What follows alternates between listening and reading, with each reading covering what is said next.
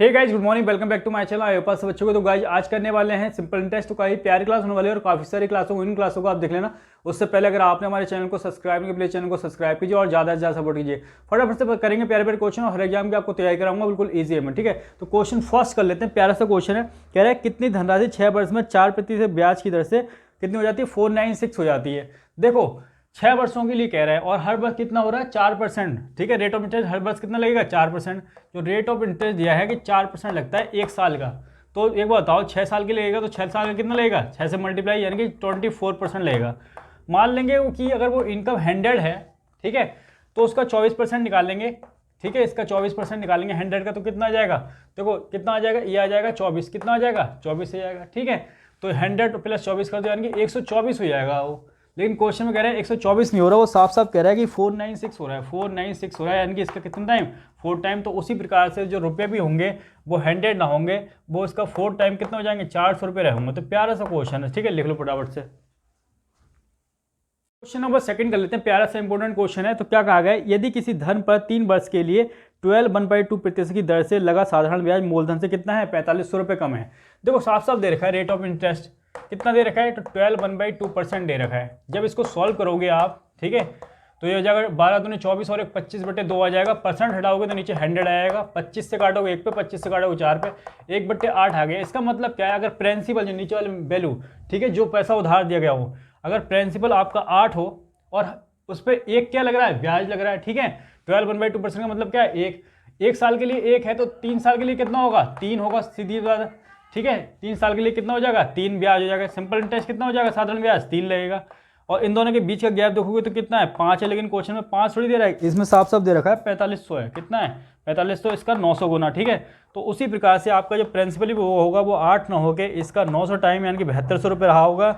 और ये आपका 3 ना होकर सिंपल इंटरेस्ट इसका 900 टाइम 2700 रुपये रहा होगा। कितना? 2700। लिख लो, प्यारा सा क्वेश्चन है फटाफट से। नंबर 3 कर लेते हैं। इंपोर्टेंट क्वेश्चन है। क्वेश्चन नंबर 3 में देखो क्या बताया गया। यदि किसी धन पर 4 वर्ष के लिए लगा साधारण ब्याज मूलधन से 2200 रुपये कम है, ठीक है। तो देखो प्यारा सा क्वेश्चन है। रेट ऑफ इंटरेस्ट कितना है पहले तो ये देख लो, दे रखा है आपको साफ साफ। कितना दे रखा है? ये 16 2/3%। इसको जब सॉल्व करोगे तो 16×3 = 48, 48 + 2 कितना हो जाएगा? 50/3 आ जाएगा, ठीक है। परसेंट हटाओगे नीचे 100 आ जाएगा। 50 से 1 पे जाएगा, 50 से 2 पे जाएगा और 3 2 6 हो जाएगा, 1/6 आ जाएगा।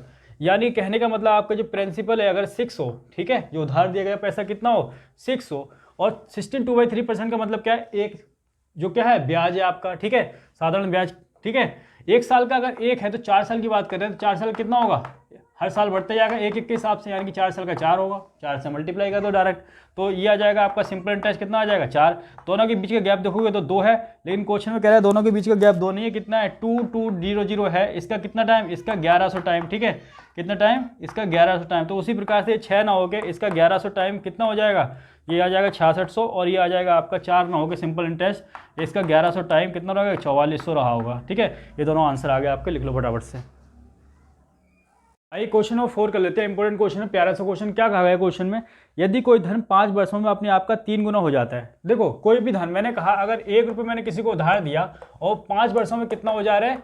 तो 5 वर्षों में हो जा रहा है 3, ठीक है, 3 गुना हो जा रहा है। तो सीधा पता रखा, अगर मैं 1 रुपये दे रहा हूँ और 5 वर्ष बाद वो 3 रुपये हो जा रहा है, तो जो पैसा बड़ा है वो सिंपल इंटरेस्ट, ठीक है, साधारण ब्याज कितना हो गया?